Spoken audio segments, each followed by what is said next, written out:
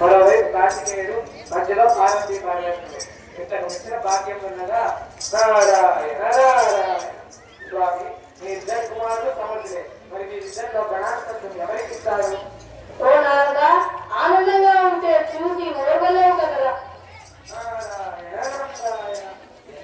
స్వామి, ఏనాటికైనా గణాధిపత్యం ఇవ్వవలసినదే కదా. అలాగే నారదా, నువ్వు చెప్పినట్లే గణాధిపత్యాన్ని నిర్ణయిస్తావు. పుత్రులారా, మీలో ఎవరైతే ముందు ముల్లోకాలను చుట్టూ వస్తారో వారికే గణాధిపత్యం లభిస్తుంది.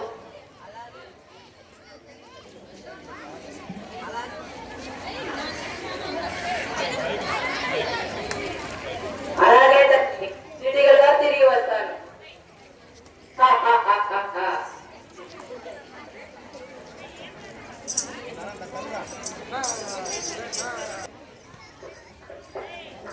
ఏమి చేయను నారదా, ఎదుటి పరీక్ష నా సామర్థ్యం ఇటువంటి పరీక్ష పెట్టారు. నీలో సామర్థ్యం లేదని ఎందుకు అనుకుంటున్నావు గణేశ?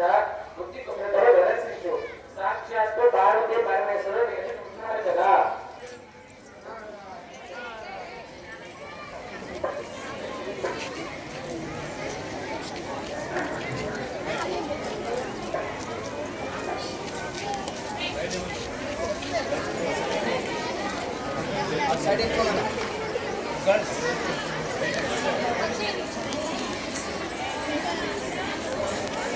ఇదేమిటి, గణేశుడు నాకన్నా ముందు నిలుస్తున్నాడు?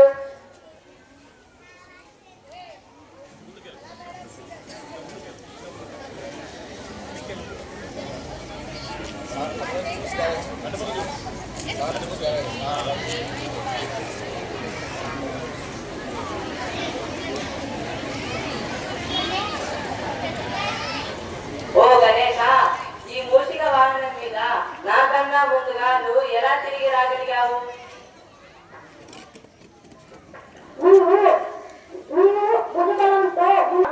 నేను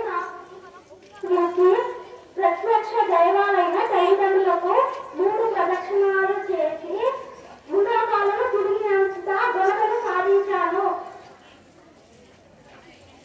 నన్ను మళ్లించు సోదరా, అన్ని విధాలుగా నీవే ఈ గణాధిపత్యాన్ని